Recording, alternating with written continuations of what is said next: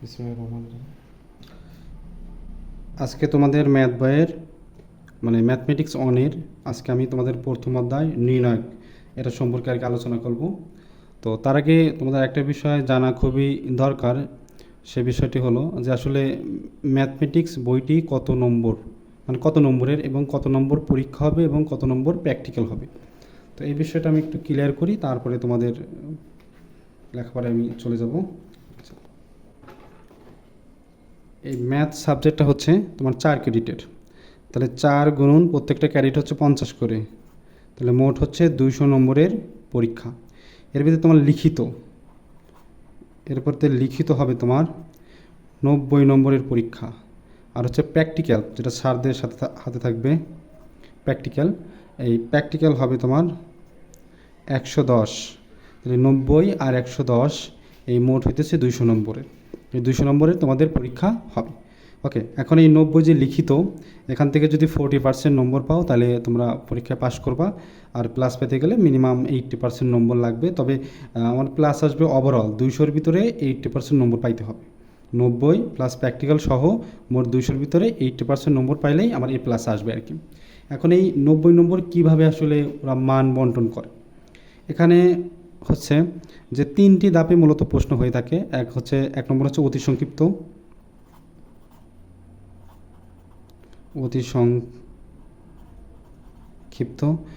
আচ্ছা অতি সংক্ষিপ্ত প্রশ্ন হচ্ছে তোমার 1 থেকে 10, মানে প্রথম 10টা থাকবে অতি সংক্ষিপ্ত প্রশ্ন, প্রত্যেকটারই অ্যান্সার দিতে হবে, যাদের প্রত্যেকটার মার্ক হচ্ছে 2 করে। তাহলে 2 গুণন কত 10, তাহলে মোট মার্ক কত 20। আচ্ছা এরপরে থাকবে সংক্ষিপ্ত প্রশ্ন, সংক্ষিপ্ত প্রশ্ন আচ্ছা সংক্ষিপ্ত প্রশ্ন হচ্ছে থাকবে 11 থেকে 20, তাহলে এখানেও থাকবে মোট 10টা, প্রত্যেকটা প্রশ্নের অ্যান্সার দিতে হবে। এখানে 10টা 10টা দিতে হবে, এখানে 10টা 10টা দিতে হবে। এখানে নম্বর থাকবে 3 করে, তাহলে 3 10-কে 30, 3 10-কে 30, তাহলে মোট নম্বর আসলে কত 50। আচ্ছা আমার যেহেতু মোট নম্বর 90, বাদ বাকি থাকবে যেটা রচনামূলক অথবা বর্ণনামূলক। রচনামূলক রচনামূলক প্রশ্ন, এই রচনামূলক প্রশ্ন থাকবে আপনার 21 থেকে 27 পর্যন্ত, মোট 7টি প্রশ্ন থাকবে। তার ভিতরে আমাকে 5টি প্রশ্নের অ্যান্সার দিতে হবে, প্রত্যেকটা প্রশ্ন 8 করে, তাহলে 5-8 কত 40, 5-8 40, 5-8 40, তাহলে 5-8 40, এই 40 আর 30, তাহলে 70, 70 আর 20 কত 90, এই মোট হচ্ছে 90 নম্বর। এইটাই মূলত আমার মান বন্টন। তারপরে বই থেকে একটা তোমাদের দেখাই দিই আসলে কীভাবে মান বন্টন করে। এই যেখানে বই আছে, বইয়ের পিছনে প্রশ্ন দেওয়া আছে। ও সরি, এখানকার এই বইয়ের পিছনে প্রশ্ন দেওয়া নাই। আমি যাই গ্রুপে তোমাদের প্রশ্নটার মান বন্টনের প্রশ্নের একটা ছবি পাঠিয়ে দিবেন।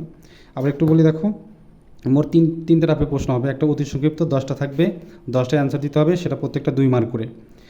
আর তাহলে 10 দুগুণে 20 মার্ক। আর সংক্ষিপ্ত প্রশ্ন থাকবে 11 থেকে 20, এখানেও থাকবে 10টা, 10টায় অ্যান্সার দিতে হবে 3 করে, 3 10-কে 30, এই 50। আর রচনামূলক থাকবে 60টা, দিতে হবে আমার 5টা, 5-8 40। তবে এখানে রচনামূলক প্রশ্নগুলাই মেন প্রশ্ন, যে এইগুলো আসলে কমন পড়ার মানে কমন ফেলাইতে হবে, এগুলো কমন পেলে এমনিতে একটু ভালো রেজাল্ট হবে।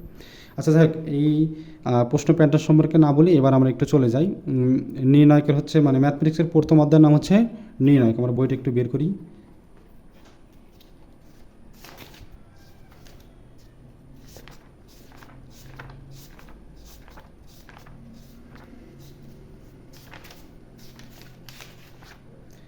যাক আমাদের প্রথম অধ্যায়ের নাম হচ্ছে কি নির্ণায়ক, তাই না? আচ্ছা নির্ণায়ক সম্পর্কে আমি কিছু ধারণা দিই, তারপরে আমরা অঙ্কতে ফিরব। আচ্ছা নির্ণায়ক আসলে কি, এই জিনিসটা আমার জানতে হবে। আচ্ছা নির্ণায়ক হচ্ছে দুটি সমান্তরাল রেখার ভিতরে, দুটি কি সমান্তরাল রেখার ভিতরে, এই একটা সমান্তরাল রেখা, এই একটা সমান্তরাল রেখা। তবে এখানে মনে রাখতে হবে দুটি উলম্ব সমান্তরাল রেখার ভিতরে, তাহলে এই রেখা একটা রেখা, তাহলে দুটি উলম্ব সমান্তরাল রেখার ভিতরে সমান কলাম সমান সারি, সমান সংখ্যক সারি এবং সমান সংখ্যক কলাম, অথবা বর্গাকার আকারে যে একটা কিউবের মতো তৈরি হবে, সেটাই মূলত আমার নির্ণায়ক। বিষয়টা আমি আবার বলি যে সমান্তরাল উলম্ব দুটি রেখার ভিতরে সমান সংখ্যক সারি সমান সংখ্যক কলাম নিয়ে যেটা তৈরি হবে সেটা আমার মূলত নির্ণায়ক। এখন এখানে তোমাদের জানা লাগবে আসলে সারি কি কলাম কি।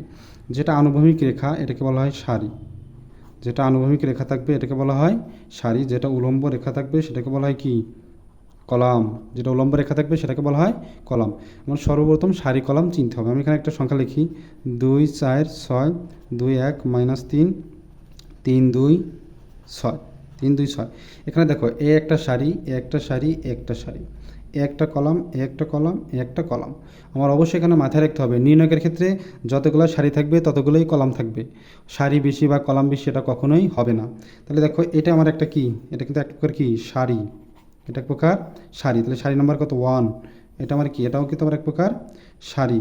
তাহলে সারি নাম্বার 2, এটাও কিন্তু আমার এক প্রকার সারি। সারি নম্বর কত 3। আর উলম্বভাবে যদি লিখি এটা আমার কি কলাম, এটা আমার কি কলাম, এটাও কিন্তু আমার কলাম, এটাও কিন্তু আমার কি কলাম। তাহলে এটা কলাম 1, এটা কলাম 2, এটা কলাম 3। এখন দেখো সারিকে সাধারণত আর দ্বারা প্রকাশ করা, ইংরেজিতে সারিকে সাধারণত আর দ্বারা প্রকাশ করা। এর মানে এটা হচ্ছে রো 1, এটা কি রো 2, এটা কি রো 3। তাহলে রো মানে কি, রো মানে হচ্ছে সারি, এখানে আর 1 2 3 দ্বারা পর্যায়ক্রমে প্রকাশ করে। আর কলামের বেলায় C1 C2 C3, 1 নম্বর কলাম, 2 নম্বর কলাম, 3 নম্বর কলাম। বিষয়ে আমি আবারও একটু বলি, এখান থেকে সবচেয়ে সারি কলাম চেনাটা সবচেয়ে বেশি দরকার। তাহলে নির্ণয় কি, সমান সংখ্যক সারি মানে থার্ড ব্র্যাকেটের ভিতরে সমান সংখ্যক সারি সমান সংখ্যক কলাম নিয়ে যেটি গঠিত হবে সেটাই মূলত নির্ণয়। আর এখানে সারি আনুভূমিক যেটা থাকবে, আনুভূমিক এই এরকম যেগুলো থাকবে সেগুলো সারি। তাহলে প্রথমটা হচ্ছে সারি 1, সারি 2, সারি 3। আর সারি প্রকাশ করে কি দ্বারা, আর দ্বারা।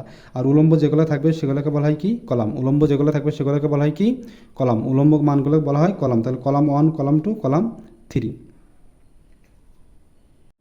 আমরা মোটামুটি সারি কলাম সম্পর্কে একটু ধারণা পাইছি। তারপরে এই পেজে একটু লিখি। দেখো এইটা হচ্ছে আনুভূমিক যেটা থাকবে সেটা হচ্ছে সারি, সারিকে প্রকাশ করা হয় আর দ্বারা। উলম্ব যেটা থাকবে সেটাকে বলা হয় কলাম, কলামকে প্রকাশ করা হয় সি দ্বারা। আচ্ছা, এখন আমরা একটা বিষয় জানবো যে এরকম যদি থাকে 3 2 1 1 5 7 2 3 4, আমি যে কোনো একটা মান লিখলাম। তাহলে 3 2 1 1 5 7 2 3 4 এগুলো এভাবে বলা যাবে না 200 321 157 এরকম না, প্রত্যেকটা সংখ্যা আলাদা আলাদা। এখন এদের একটা প্যাটার্ন আছে, প্যাটার্ন বলতে যে এটার যে চিহ্ন হবে, এটার যে চিহ্ন হবে তার পাশে মানে একই চিহ্ন পাশাপাশি বসবে না, একই চিহ্ন পাশাপাশি বসবে না, অথবা একটা প্লাস হলে আরেকটা কি মাইনাস। মানে বিষয়টা আমি একটু বুঝাই। এরকম মনে করো 3, তাহলে প্রথমটা কি প্লাস, পরেরটা কি মাইনাস, তারপরটা কি প্লাস, তারপরটা কি মাইনাস, তারপরটা কি প্লাস, একটা প্লাস একটা মাইনাস, তারপরটা কি মাইনাস, তারপরটা কি প্লাস, তারপরটা কি মাইনাস, তারপরটা কি প্লাস। তাহলে প্রথমটা এটা প্লাস, এটা মাইনাস, এটা প্লাস, এটা মাইনাস, এটা প্লাস, এটা মাইনাস, এটা প্লাস, এটা মাইনাস, এটা প্লাস। তাহলে প্রত্যেকটা ঘরে কিন্তু একটা করে কী আছে, চিহ্ন আছে, এটা কিন্তু অবশ্যই মনে রাখতে হবে। তাহলে প্রথমটা প্লাস, পরেরটা কি মাইনাস, তারপরটা প্লাস, তারপরটা কি মাইনাস। আর এখানকার যেটা সহজ কথা, একই চিহ্ন পাশাপাশি বসবে না। দেখো এখানে প্লাস আছে, এই সারি বরাবর কী আছে মাইনাস, কলম বরাবর কী আছে মাইনাস। মনে করো এইখানে কী আছে প্লাস, তাহলে এই সারি বরাবর কি মাইনাস, কলম বরাবরও মাইনাস, তবে কোনাকুনি না। মানে আমার কোনো একটা চিহ্ন বসলে সেটা সারি এবং কলম বরাবর ওই চিহ্নটা বসতে পারবে না, পাশাপাশি একই চিহ্ন বসতে পারবে না। তাহলে এখানে কি 3 বলতে কী বোঝায়, 3টা কিন্তু অবশ্যই মাইনাস, সরি 3টা কিন্তু অবশ্যই প্লাস, 2 কি মাইনাস, 1 কি প্লাস, এখানকার 1 কি, এটা কিন্তু আমার কি, এটা আমার অবশ্যই মাইনাস, 5 কি প্লাস। এখানে যা সংখ্যা আছে কিন্তু এর ভিতরে যে প্লাস মাইনাস ঘর আছে এটা আমার অবশ্যই জানতে হবে। তাহলে এখান থেকে আমরা এটি কী শিখলাম বলো, এই প্রথমটা এটা হচ্ছে কি আমার সারি নাম্বার কত 1, এটা কত সারি কত 2, এটা কত সারি 3, এটা কলাম কত 1, কলাম কত 2, কলাম কত 3। তাহলে এগুলো সারি, এগুলো সারি, এগুলো খারাপগুলো কি কলাম, খারাপগুলো কি কলাম। আচ্ছা, এইবার আমার এখান থেকে একটা ডিটারমিনেন্ট বের করতে হবে, অথবা একটা নির্ণয়কের মান বের করতে হবে। এ অধ্যায়ের গুরুত্বপূর্ণ একটা বিষয় যে নির্ণয়কের মান কিভাবে বের করে, এটা খুবই দরকার। আমি এটা একটু লিখি, একটু সুন্দর করে লিখি, তারপরে দেখা যাক কী হয়। 3 2 1 1 5 7 2 3 4, আমি যে কোনোভাবে লিখতে পারি। আমি এখানে কোনো একটা জিনিস মাইনাসও দিতে পারি, একের আগে মনে করে মাইনাস দিলাম, যে কোনো মান দিতে পারি। এখন প্রশ্ন হচ্ছে এটা ডিটারমিনেন্ট, এটা ডিটারমিনেন্ট বের করবো অথবা এর মান বের করবো। আসলে কীভাবে বের করবো, এটা মান বের করার একটা নিয়ম আছে। প্রথমে দেখা হচ্ছে কি 3, আমি 3টা কমন নেব, 3টা কী করবো কমন নেব। এখন এই 3টা আসলে কি প্লাসটা মাইনাস, এই যে ভাই 3টা প্লাস, এই জন্য 3-এর আগে আমি কী লিখবো প্লাস, লেখার দরকার নাই। এখন যখন আমি 3টে নিছি, একটু মাথায় রাখতে হবে, এই 3 যখন নিছি 3 বরাবর সারি কলাম বাদ, এই 3 বরাবর আমার সারি কলাম কী যাবে বাদ যাবে। আমি যে মানটা নেব সেই মান বরাবর সারি কলাম কি বাদ। তাহলে 3 বরাবর সারি কলাম বাদ গেলে দেখো, তাহলে এদিকেও সারি বাদ, এদিকেও কি কলাম বাদ, তাহলে বাসে কত 5 7, কত বাসে 3 4। তাহলে আমি কী লিখবো 5 7 3 4, এটা আমি লিখলাম। আমি আবার বলি 3 নিছি, তাহলে 3 বরাবর সারি বাদ, 3 বরাবর কলাম বাদ, তাহলে বাসে 5 7 3 4, 5 7 3 4। আচ্ছা, এবার গেল, আমি প্রথমে 3-এর কাজ করছি, এবার দেখো কাজ করবো কত 2, এবার কাজ করবো কত 2। তাহলে দেখো 2-এর আগে কী আছে মাইনাস, এই জন্য আমি কি লিখছি -2, কী লিখছি -2।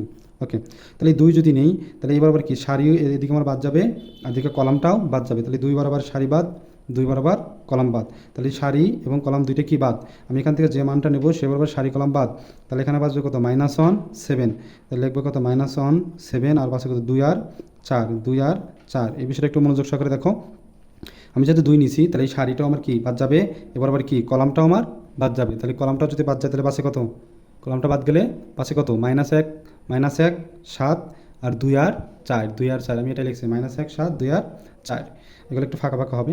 আচ্ছা এরপরে লাস্ট আছে কত 1, লাস্ট আছে কত 1, এটা মাইনাস হয়ে গেছে কিন্তু মাইনাস না শুধু 1। আচ্ছা তাহলে এই ঘরটা আমার কি এখানে প্লাস, এই জন্য আমি কি লিখবো +1, তাহলে এটা দেখো এই 1 যদি নেই তাহলে সারি বাদ এই কলাম বাদ, 1 বরাবর সারি কলাম দুইটাই বাদ, এই 1 বরাবর সারিও বাদ কলামও বাদ, তাহলে কত -1 5, তাহলে -1 5 আর এখানে কত 2 3, তাহলে এখানে পাশে কত 2 3। বিষয়টা একটু আবার খেয়াল করো, যখন আমি 1 নিছি সারিও বাদ কলামও বাদ, তাহলে -1 5 2 3। আচ্ছা এবারে একটু মান বের করবো, এখানে 3 যা ছিল তাই। এটার ক্ষেত্রে দেখো গুণন করার বেলায় এটা আমি প্রথমে গুণ করবো ফার্স্ট, এই গুণনটা আমি কী করবো ফার্স্ট, আর এটা আমি পরে গুণ করবো কিন্তু চিহ্ন হবে বিপরীত, চিহ্ন হবে বিপরীত, মানে চিহ্ন যা হবে বিপরীত। বিষয়টা এরকম দেখো 5-এর সাথে যদি আমি 4 গুণ করি তাহলে কত হয় 4 × 5 = 20, তাহলে মানে কত 20, 4 × 5 = 20 20। এখন দেখো এই 3-এর সাথে 7 গুণ করলে 3 × 7 = কত 21, আমি বলছি কি পরের বার গুণ করলে চিহ্নটা বিপরীত, চিহ্ন বিপরীত, সরি চিহ্ন লিখি নেই, চিহ্নটা কি বিপরীত, তাহলে এখানে কি 3 × 7 = কত 21, তাহলে +21, তাহলে লিখবো কত -21, এখানে কি আছে -2। আবার খেয়াল করো এই 4-এর সাথে এটা গুণন, মানে এই ফার্স্টটা আগে গুণ করতে হবে, মানে 4-এর সাথে কোনাকুনি গুণন, 4-এর সাথে 1 গুণ করলে কত হয় -4, আর এখানে কত হয় 7 দুগুণে 14, 7 দুগুণে 14, তাহলে 14 যদি হয় এটা কি +14, তাহলে লিখবো কত -14। কেন আমি বলছি পরের বার গুণ করার সময় চিহ্নটা আমার কী হবে বিপরীত হবে। আচ্ছা এরপরে +1 নিলাম, দেখো এই 1-এর সাথে 3 গুণ করলে কত হয় -3, 1-এর সাথে 3 গুণ করলে -3, আর হচ্ছে 5 দুগুণে কত 10, তাহলে এখানে কত -10 জাস্ট এটাই এখানে লিখলাম। এখন এখান থেকে আমরা যোগ বিয়োগ করি দেখি কি হয়, তাহলে যোগ বিয়োগ করলে এখানে কত 3, এখানে আমার 20 থেকে 21 বাদ দিলে কত হয় -1, তাহলে এখানে 2, এখানে 4 আর 14 কত হয় 18 -18, এখানে +1 ইন্টু কত -13, তাহলে আসলে ফলাফলটা কত আসে -3, এখানে মাইনাস মাইনাসে প্লাস 18 দুগুণে 36, এখানে কত আছে -13, তাহলে আমরা একটু যোগ করি 13 আর 3 কত আপনার আসবে হচ্ছে 16, এখানে প্লাস কত 36, তাহলে মোটামুটি মান আসে কত 20, 36 থেকে বাদ দিলে 20, এটা আমার কিন্তু অ্যান্সার। একটু বিষয়টা আবার লক্ষ্য করো, আমার যদি কোনো একটা মানে নির্ণয়ক দেওয়া থাকে সেই নির্ণয়ক থেকে আমি কীভাবে মান বের করব, মান বের করার নিয়ম নির্ণয়ক যা থাকবে আমি জাস্ট দেখবো, দেখার পরে প্রথমে কী আছে 3, তাহলে 3টা আমি লিখবো, এই 3 লিখলে 3 বরাবর সারি কলাম কি বাদ, 3 বরাবর সারি কলাম বাদ, এর মানে কি দেখো এদিকে এই সারিটা কি বাদ, এ পাশে কলামটা কি বাদ, তাহলে বাসে কত 5 7 3 5 7 3 4, তাহলে কি লিখছে 5 7 5 7 3 4, বুঝতে পারছো। এখন এই 3টা আমার কি ছিল প্লাস, এই জন্য প্লাসটা লিখিনি, তারপরে 2 আমার কি মাইনাস, কেন মাইনাস এখানে নিয়ম আছে যে মাইনাস, প্রথমটা প্লাস পরেরটা মাইনাস তারপরে প্লাস, তাহলে এটাকে কি লিখছে মাইনাস, তাহলে আমি 2 নিছি, তাহলে 2 নিলে কি 2 বারবার কি সারি কলাম বাদ, তাহলে এরকম বাদ করে দাও, এরকম বাদ করে দিলাম, বাসে কত -1 7 2 আর কত 4, এই যে দেখো -1 7 2 আর কত 4, জাস্ট লিখছি, তাহলে 2 বারবার সারি 2 বারবার কলাম বাদ। আচ্ছা এরপরে দেখো লাস্টে যেটা ছিল 1, এটা মাইনাস হয়ে গেছে কিন্তু সেটা মাইনাস হলে +1 ছিল, তাহলে এই 1 নিলে কি এই 1 বরাবর কি সারি কলাম বাদ, 1 বরাবর কি সারি কলাম বাদ, তাহলে -1 5 এখানে 2 3, এই পাশে দেখো -1 5 2 3, আমি জাস্ট লিখে দিছি। এখন প্রশ্ন থাকতে পারে যে ভাই আমি কি শুধু উপরকার 3টা নেবো, হ্যাঁ শুধু তুমি উপরকার 3টা নিলে হবে, আর কিছু লাগবে না। পরের বার দেখো আমার যেটা নিয়ম ছিল গুণন করার বেলায় এই খরচটা আগে গুণ করব আর এই খরচটা পরে গুণ করব, তবে এই খরচটা গুণ করার সময় যে চিহ্নটা পাবো তার বিপরীত চিহ্ন লিখবো, প্লাস থাকলে মাইনাস, মাইনাস থাকলে প্লাস। তাহলে একটু খেয়াল করে দেখো আমি এখানে 3 লিখছি, এখানে কী করছি 3 লিখছি, 3 লেখার পরে দেখো এখানে 4 5 কত 20, 3 7 কত 21, প্লাস 21 লিখছি কত -21, এখানে -2 আছে 2, 1-এর সাথে 4 গুণ করলে কত হয় -4, আর 7 দুগুণে কত 14, তাহলে যেহেতু কি +14 আমি লিখবো কত -14, মানে কি আমি বিপরীত চিহ্ন লিখবো, এখানে কত +1 আছে, তাহলে 3-এর সাথে 1 গুণ করলে -3, আর 2-এর সাথে 5 গুণ করলে হচ্ছে +10, লিখবো কত -10। এখন জাস্ট কাজ করা 21 থেকে 20 বাদ দিলে 1 বাসে, এখানে হয় 18 আর এখানে হচ্ছে আপনার হচ্ছে -13, তাহলে এখানে -3 18 দুগুণে 36 মাইনাস মাইনাসে প্লাস, এখানে হচ্ছে -13, এটা যোগ করলে 16, আর 36 থেকে 16 বাদ দিলে আমার পাশে 20, এটা আমার মূলত অ্যান্সার। মানে এটা দ্বারা হচ্ছে যে কোনো নির্ণয়কের কী বের করা মান বের করা, যদি বলে যে নির্ণয়কের মান বের করো তাহলে এটা হচ্ছে মান বের করার নিয়ম। আচ্ছা এই আজকে তোমাদের লাস্ট যে টপিকটা আলোচনা করবো সেটা হচ্ছে সহগুণক এবং অনুরাশি। কারণ সহগুণক আর অনুরাশি কী, তোমাদের একটা কথা বলি যে সহগুণক আর অনুরাশি সেম একই জিনিস, যেটা সহগুণক সেটাই অনুরাশি, তবে একটু পার্থক্য আছে। সহগুণকের চিহ্ন বসাইতে হবে, যে আমার প্লাস মাইনাস চিহ্ন থাকলে সেটা অবশ্যই দিতে হবে। আর অনুরাশিতে আমি চিহ্ন কখনো কাউন্ট করবো না, সেটা প্লাস আসুক অথবা মাইনাস, আমি এটা কখনোই দেখবো না। অনুরাশিতে আমি চিহ্ন আমি দেখবো না, কিন্তু হ্যাঁ সহগুণকে অবশ্যই আমার চিহ্ন দেখতে হবে। আর আমার চিহ্ন নিয়মটা কী ছিল, plus minus plus, minus plus minus, plus minus plus, মানে একটা প্লাস একটা মাইনাস। ওকে, এখন এখান থেকে যদি বলা হয়, মনে করো কথার কথা যে কোনো একটা, যে 4-এর অনুরাশি বের করো, তাহলে কি 4-এর অনুরাশি, 4-এর অনুরাশি, তাহলে 4-এর অনুরাশি যদি বের করি, মানে আমার যার অনুরাশি বের করতে বলবে সেই বরাবর সারি কলাম কি বাদ। তাহলে 4-এর অনুরাশি বের করতে বলছে, এখানে 4 আছে, তাহলে এবার কি আমার কলাম বাদ, এবার আবার কি সারি বাদ। তাহলে আমার এখানে বাঁচে কত, 2 6 7 8, 2 6 7 8। তাহলে আমি এখানে কী লিখবো, যে 2 6 7 8। তাহলে আমাকে 4-এর বের করতে বলছে, 4 বরাবর কি সারি কলাম বাদ, আমার যার অনুরাশি বের করতে বলবে সে বরাবর সারি কলাম বাদ, 2 6 4 8। একসাথে বের করলাম, বের করার পর দেখো এখানে মানটা কত আসে। তাহলে আমার সে একই কথা, যে 2-এর সাথে 8 গুণ করলে কত হয় 16, আর এখানে কত 6 7 42, প্লাস 42, তাহলে লিখবো কত মাইনাস 42। তাহলে এখানে মাইনাসে কত, মাইনাসে কত, তাহলে 42 থেকে আমার 16 বাদ দিলে আমার যা আসবে আর কি। তো 42 থেকে 16 বাদ দিলে আমার আসে কত, 26, তাহলে মাইনাস 26। এটাই মূলত আমার অ্যান্সার, এটাই মূলত অ্যান্সার। এখন প্রশ্ন হচ্ছে ভাই অনুরাশিতে আমি চিহ্ন কোনো কাউন্ট করবো না, প্লাস মাইনাস আমি দেখবো না, তবে যদি 4-এর সহগুণক বলতো, সহগুণক, তাহলে 4-এর সহগুণক বললে অবশ্যই আমার চিহ্ন দেখতে হবে। তাহলে 4-এর অনুরাশি যেটা ছিল সেটাই আমি লিখবো, এর মানে কি এই 4 বরাবর কি সারি কলাম বাদ, যেরকম আছে ঠিক সেরকমই লিখবো। তাহলে 2 6 7 কত 8, মানে লেখা আমি ঠিকই লিখলাম। এখন প্রশ্ন হচ্ছে এই 4টা যে ছিল, যে সহগুণক বের করবো, আসলে 4টা কি প্লাস না মাইনাস এটা আমার দেখতে হবে। 4টা কি প্লাস না মাইনাস, 4 আমার কোথায় আছে এখানে, এই ঘরটা কি মাইনাস, 4 আমার এখানে দ্বিতীয় ঘর, দ্বিতীয় ঘরে কি মাইনাস, এর মানে মাইনাস হলে এখানে মাইনাসটা দিতে হবে। কিন্তু আমি যখন অনুরাশি বের করছি তখন কিন্তু 4 মাইনাস আছে নাকি প্লাস আছে এটা আমি কখনোই কাউন্ট করবো না। এই অনুরাশি আর সহগুণকের পার্থক্য একটাই, যে সহগুণকে আমার চিহ্নটা কাউন্ট করতে হবে, মানে বসাইতে হবে যে চিহ্ন হয়। আর যদি আর অনুরাশিতে চিহ্ন বসানোর দরকার নেই, তাহলে একই মান জাস্ট চিহ্নটা এখানে বসাই, তাহলে এখানে মাইনাস থাকবে।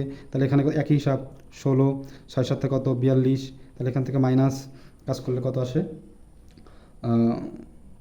মাইনাস 26, তাহলে মাইনাস মাইনাসে কত প্লাস 26, তাহলে এখানে মান আসলে কত প্লাস 26। এখন এখানে আমি যে কোনো মানেরই অনুরাশি বা সহগুণক বের করতে পারবো। কথা মাথায় রাখতে হবে যে অনুরাশি আমি চিহ্ন কাউন্ট করবো না, কিন্তু সহগুণকে কি চিহ্ন কাউন্ট করতে হবে। যেরকম একটা দেখো, যদি বলি 2, এই 2-এর অনুরাশি এবং সহগুণকটা কী, তাহলে এখানে একটু বের করে এটা দেখাই, আসলে কত 2, তাহলে 2-এর আমি বের করি সহগুণক, বের করি, এটা কঠিন বেশি, সহগুণক। আচ্ছা 2-এর সহগুণক, তাহলে আমার এখানে 2 এটা না, তাহলে 2 বরাবর সারি কলাম কি যাবে বাদ যাবে, 2 বরাবর সারি কলাম বাদ, তাহলে 2 বরাবর সারি কলাম বাদ গেলে 4 1 9 8। তাহলে আমি কী লিখবো, যে এই 2 বরাবর সারি বাদ কলাম বাদ, তাহলে কত 4 1 কত 9 8। এখন প্রশ্ন হচ্ছে এই 2টা কি প্লাস না মাইনাস, এই 2টা এখানে কি আছে মাইনাস, অবশ্যই মাইনাসটা কাউন্ট করতে হবে, অবশ্যই মাইনাসটা কাউন্ট করতে হবে। কেন, আমি সহগুণক বের করতেছি। যদি আমি অনুরাশি বের করতাম তাহলে একই জিনিস থাকতো, শুধু মাইনাসটা কাউন্ট করতাম না। তাহলে এখানে মাইনাস বসাই দাও, 4 সাথে কত সরি 4 এটা 32, আর এখানে কত 9, প্লাস 9, তাহলে লিখবে কত মাইনাস 9। কেন, সেকেন্ড টাইমে যা চিহ্ন থাকবে তার বিপরীতটা, তাহলে মাইনাস 9 থেকে 32 থেকে যদি 9 বাদ দেয় তাহলে কত 23। এটাই মূলত অ্যান্সার। যদি আমাকে বলতো 2-এর সহগুণক বের করো, সব কিছু ঠিক আছে, যদি এই মাইনাসটা হতো না, এই মাইনাসটা হতো না, এই মাইনাসটা হতো না, এই মাইনাসটা হতো না, আমার অ্যান্সারটা কী হতো 23, 23টা আমার কী হতো অ্যান্সার হতো।